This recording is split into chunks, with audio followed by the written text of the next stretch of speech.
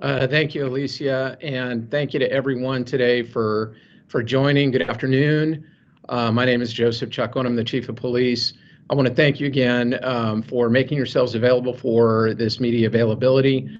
What this is related to is the release of an independent research report on patrol staffing that was commissioned and funded by the Greater Austin Crime Commission. I think it's important for me to talk about this today and to kind of let the community know the type of things that the Crime Commission has been working on that are going to, in the end, I think, be beneficial to the police department. There's certainly been much discussion related to staffing with our police department. And for some time, the Austin Police Department has been awaiting the finalization of a staffing model that was designed using 5 years of APD call data to determine appropriate patrol staffing levels. There are many considerations for APD on staffing, and I want to be clear, this model will be one of several tools that we use to help us achieve the right balance of the department and the community. This effort is so incredibly important at this moment. We cannot lose sight of the most important task that we have as a public safety department, and that's keeping our community safe. Keeping citizens free from harm and feeling a deep sense of security in their everyday lives so that they not only are safe, but importantly, that they feel safe. Creating and fostering relationships with all segments of our community so that everyone has a voice and everyone feels heard is so important. As I have taken over as Chief of Police, I felt it was so critical to have a reset between our department and the community. I've been working to implement new practices and policies that strengthen that effort, increasing transparency and providing for greater communication and collaboration with our community. In that spirit, I'd like to thank the Greater Austin Crime Commission.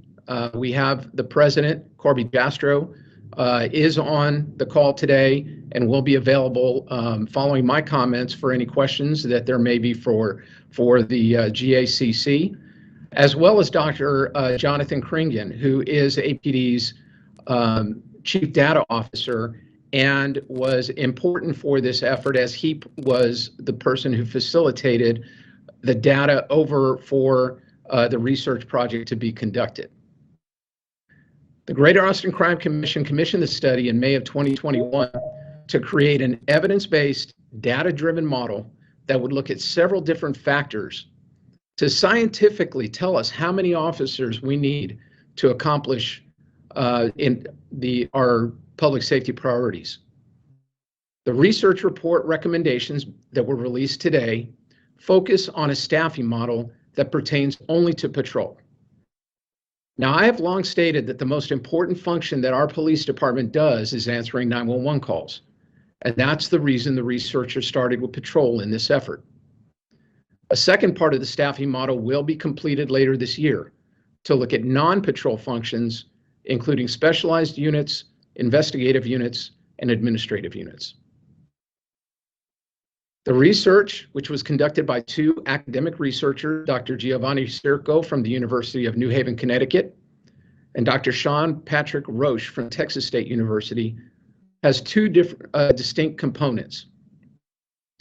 The first is a machine learning analysis to discover the relationship between staffing levels and call for service response times, as well as the relationship between call for service response times and public safety outcomes. The second part was a large-scale survey of Austin residents to discover community perceptions about which police services need to be prioritized. The final analysis indicated that a response time of 6 minutes and 30 seconds was desired for the most urgent police calls to increase the likelihood of arresting a suspect and recovering a firearm. The machine learning and survey analysis data were applied to staffing models to determine appropriate staffing levels for the patrol function here at APD. The current authorized strength on patrol for APD is 774 officers. The modeling recommended increasing the number of authorized patrol positions to 882, or 108 more officers than is currently allocated. With average vacancy rates, that would maintain approximately 730 working officers at any given time. And with a 95% degree of certainty, would allow the police department to maintain a 6-minute and 30-second average response time. Now, I know that's a lot of information, and really, I just refer you to the full report for the details. I've stated that I thought it was important to put forward a staffing recommendation that was evidence-based and data-driven, and I intend to use this as one of several tools to inform my staff planning. As part of my process, I will be meeting with City Council offices to share how this information might be used and to gain their feedback.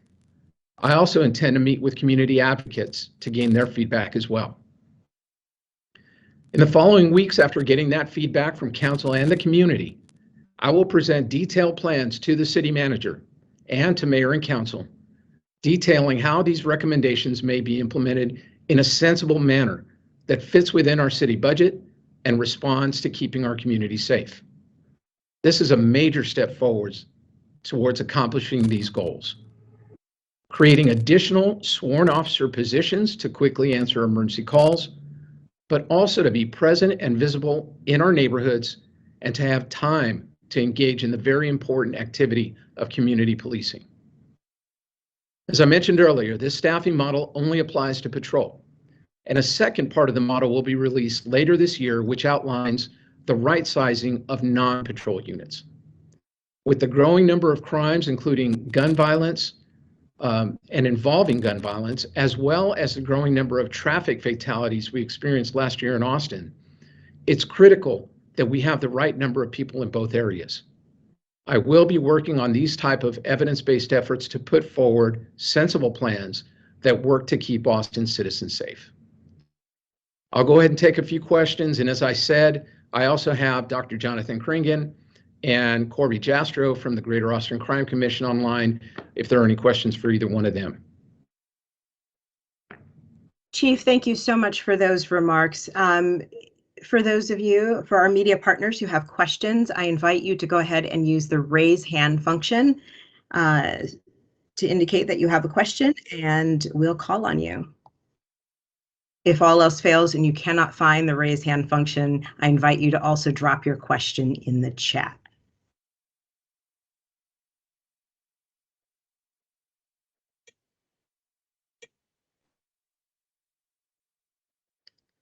And bear with me one second.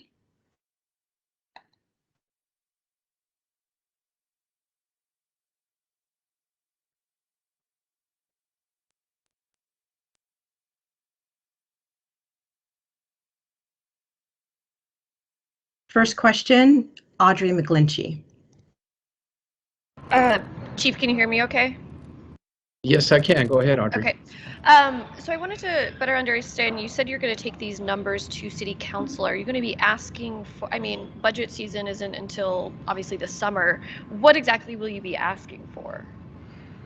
Well, I think it's important, first of all, that I have an opportunity to fully understand the plan. The model has just been released today by the Greater Austin Crime Commission, and it is a pretty long report. It's very technical. It's actually a scientific model, so being able to understand how it works so that I can better explain that. And luckily I have Dr. Jonathan Kringen, who is kind of an expert in this field, to be able to help me to do that is going to be very important. I think that I have to be able to explain it to council and to the city manager's office so that they can understand it, explain it to our community and our community advocacy groups that are going to have an interest in this, and be able to get the feedback from them. Again, this is just really one tool of many that we use, but it's a very, very important tool. It's one that I think really informs and tells me with a high degree of certainty exactly how many officers I need to be able to achieve the metrics that we're trying to achieve. So I know that is a tough way of really answering your question, but I think it's important to understand that just because the report says 108 officers, does not necessarily mean that's what I'm going to take forward. It's one tool of many that I'm going to use to determine appropriate staffing levels. Thank you, Audrey and Chief. Next question goes to Austin Sanders. Hey, Chief, can you hear me? Yes, sir. Okay, thanks. So yeah, I guess I'm wondering, you have vacant officer positions now that you've been unable to fill. So, if the result of this study and other tools is increased funding for new patrol officers, how do you actually fill them? What other strategies can you do to improve recruiting, retention, beyond just having the funding for new officers? Yeah, that's a great point, Austin. I'm glad that you're pointing it out so we can talk about it a little bit because, what we're trying to do is to right size our department and determine how many officers do I need so that we have the very best public safety outcomes that really makes sense. But at the same time, we have to increase our training capacity. That means how many classes that I can put on and how many officers I can have or cadets that I can have in those classes. And then I have to reduce the level of attrition that I have right now in the department. And that really means that we have fewer officers that are retiring, resigning, kind of staying on, increasing the ranks. So we're going to be working in those areas as well as what you mentioned, recruiting. It's important that we recruit the right type of folks to be police officers in our community. We have a very robust and diverse recruiting unit that is working on doing that very thing for future classes. So it's kind of a multi-pronged effort. This is just one of the things that I think it's important to talk about so that people understand, how we're coming to the numbers that we're coming to when we're asking for staffing levels, but it's only one part of the solution. Austin, thank you. Next question goes to Brad Johnson. Chief, thanks for taking my question. One thing on the figures. So you mentioned the goal is 6 minutes and 30-second response time.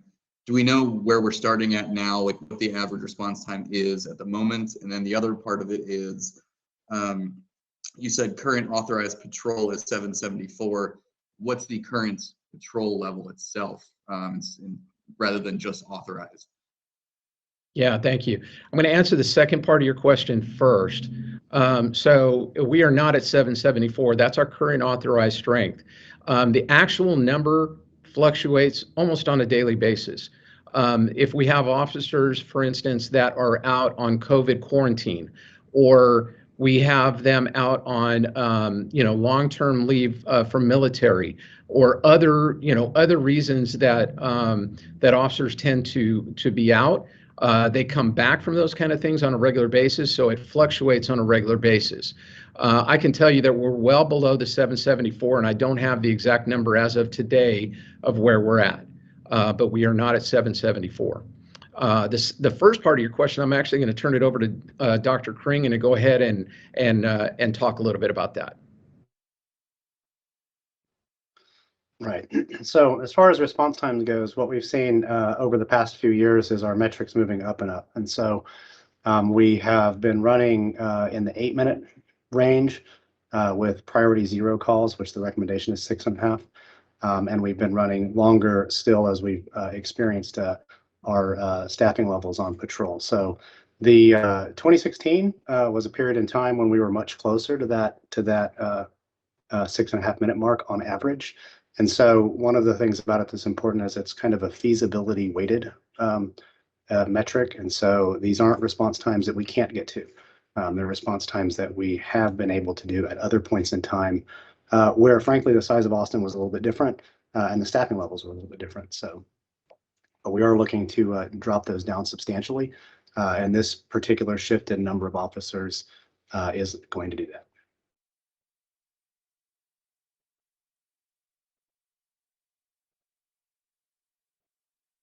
And it looks like we have a follow-up from Brad. So Brad, feel free to unmute and come into the conversation. Yeah, thank you. Just one follow-up.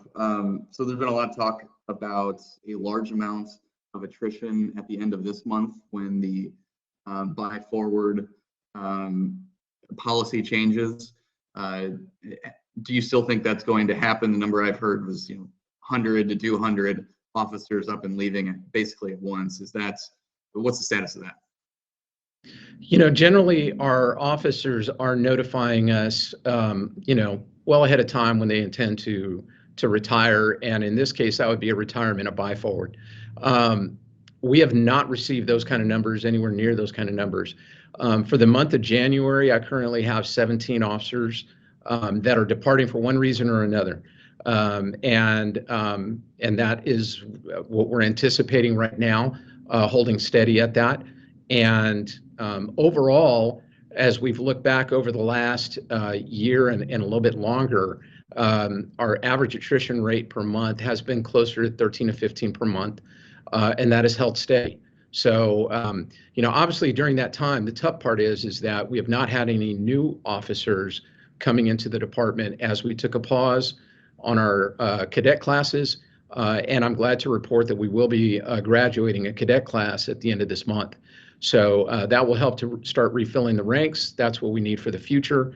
But we have not seen the kind of numbers that you're talking about with people saying they were going to leave.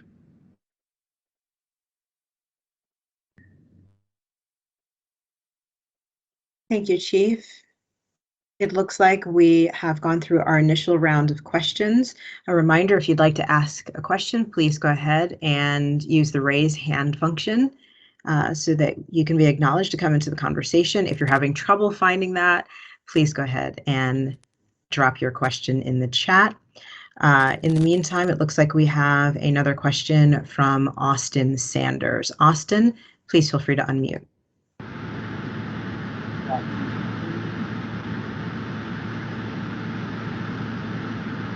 Austin, we're having trouble hearing you.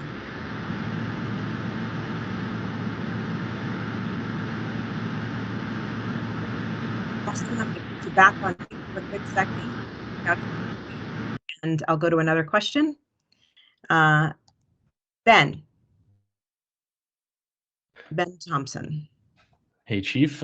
So quick question just about kind of the timeline of this study. You'd mentioned kind of the time and the work that has gone into producing this, and the next steps are going to be some engagement on it. But is this something that you're planning is going to be repeatable down the road? Is this something you're going to look at kind of on an annual basis, or is this kind of a one-off thing to just kind of reset how the department is looking at these statistics? No, that's a great thing about this model, is that it can be used continually over time. We can change as we change the metrics. Let's say that we determine that the 6.5 minute mark needs to change. As we adjust that, the model will be able to tell us, even as the changing size of the city, and based on the number of calls that we have coming in, it's going to be able to adapt that information and continue to tell me, hey, here's the number of officers that you need to be able to achieve that metric. So this is not a one and done. This is something that we will be using over time. It is a really great tool for us, and will help to inform what's the right staffing level. Right now, we're just looking at patrol, but later this year, I hope to have a fully implemented model that'll tell me how many officers I need on the department overall. Thank you, Chief. We're going to try Austin Sanders for his follow-up question one more time. So I'm going to unmute. Austin? Yeah. Can you hear me now? Perfect. Okay, sorry about that. Yeah, Chief, I wasn't clear on your answer to Audrey when she asked about how you intend to use this data. Is this something that you want to ask council for, like a mid-year budget amendment to increase patrol staffing, or are you intending to kind of collect more data and use this for the budget process in the next fiscal year? I don't think that I've made that determination yet. I want to, obviously, I don't want to say that I'm going to come in for a mid-year budget adjustment right now, having just received the final report. Austin, I'm going to put you back on mute. Sorry, I had to mute him there because I was getting feedback. So until I've had an opportunity to not only digest all of the report, but also be able to brief it out to all of the affected parties, and kind of work it in, like I said, to our overall staffing process so that we're making kind of good, very informed but common sense decisions around staffing that are going to make sense for our community and make sense for the department. So to answer the question, really haven't made that determination yet, and I hope to within the next really several weeks. Thank you, Chief. Okay, we have about 5 minutes left remaining, 5 minutes left remaining in this media availability. Want to see if there are any final questions before we turn it back over to Chief for any final remarks you'd like to make. We're just going to give it a moment to allow people the opportunity to find their raise hand. And Ben, you had a follow-up. So 2 quick things here. First one was just, I was wondering, where is this study available to view right now? And then secondly, this kind of thing isn't something I'm super familiar with, and you'd mentioned kind of how complex this is, but I was wondering if you or one of the other participants might be able to speak a little bit to just go a little more in depth into kind of how the numbers were crunched, like what the process behind the scenes looked like for this. Yeah, we're going to need longer than 5 minutes, Ben, to be able to do that. You know, it's pretty complex. So to the first part of your, yes, we are going to be sending the full report out following this media availability for all of our media partners to be able to review it. And what I'm going to do is bring Dr. Kringen back on very briefly to just give a high couple minutes of what this is and help explain it for the common person who's hearing this. Yeah, great. It's a really good question. What you have here in the study, and the machine learning component of it, is it's a machine learning algorithm that took 5 years of data, measured every possible relationship within the data, and then parsed through it to find which relationships actually are predictive of response time. Now, one of those data points that's important in that is the staffing level. While the ultimate goal was to figure out how staffing level relates to response times, there was a secondary goal that had to drive that, which was what response times should we be trying to get to? So we measured across 6 million officer responses, and the machine learning looked at various factors of those things, what type of call for service it was, where did it happen, when did it happen, and parsed from that the conclusion that we see these public safety gains at 6.5 minutes or better. And so first it established that threshold. Now, using that threshold, the model parsed through all available relationships in the data to figure out what the unique contribution of staffing is to those response times. And that's how you actually build out a model that'll give you a predictive capacity. Thinking about questions about the modeling and whatnot, what I can share with you is that the developer of the model, Dr. Serco, is submitting the modeling for peer review for publication in a scientific journal. And just for context, Dr. Serco recently won the National Institute for Justice contest for using machine learning algorithms to predict recidivism among released individuals. So, national competition that he just won. So, very skilled researcher in that area, and we have a lot of faith in the work. Thank you, Dr. Kringen. And it looks like we have time, just about enough time for one more question, and that goes to Dylan Scott. Dylan, feel free to unmute.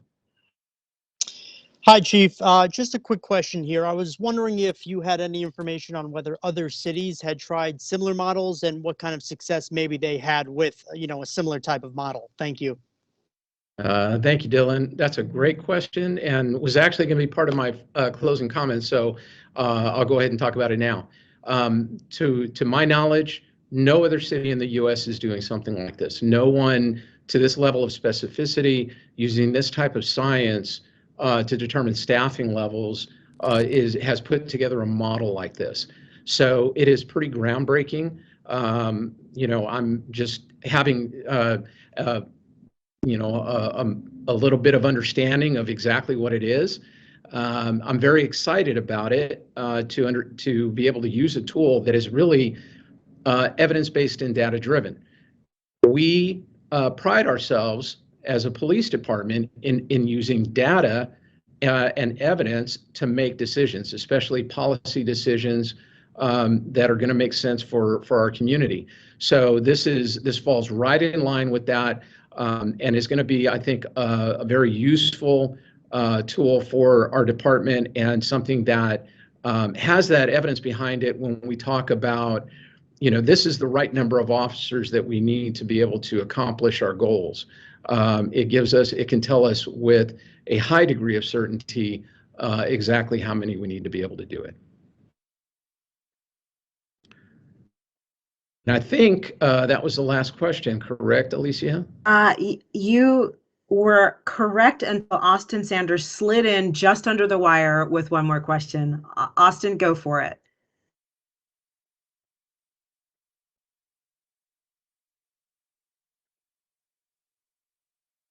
Austin? Looks like Austin may be having some trouble. Austin, if you'd like, you can go ahead and either drop your question in the chat, or feel free to email us your question, and we'll get your question answered as quickly as possible. And with that, Chief, I'm going to let you wrap things up with your final remarks. All right. Thank you, Alicia. Thanks to all of our media partners for joining today. This is a really just a groundbreaking effort. It's something that has been months in the making, and I'm very excited to be able to understand it myself, that we as a department can use this as a tool. We can share it with our community. We can share it with city leadership so that they understand it. And then we make informed decisions about the right size of our police department moving forward. I think that it highly prioritizes what is a very important aspect of public safety, which is keeping the community safe. And that has, to a large degree, in my opinion, has been lost in the conversations that we've had. We need to kind of bring that back to the front, as we have been dealing with gun violence, as we've been dealing with traffic deaths, and making sure that we have the right number of law enforcement officers that are performing those functions. And then also looking at how can we do those things that don't necessarily need to have a sworn police officer have some other function take care of those kind of tasks. Thank you once again to the Greater Austin Crime Commission. They were instrumental, obviously, in putting all of this together. We certainly, Corby and Carrie and everyone at the Crime Commission, thank you for putting this together and providing a very, very valuable tool for the department. Thank you to Dr. Jonathan Kringen, and thanks once again to all of our partners on the call today. Y'all have a wonderful evening. Thank you, Chief. Thanks, everyone. Have a good evening.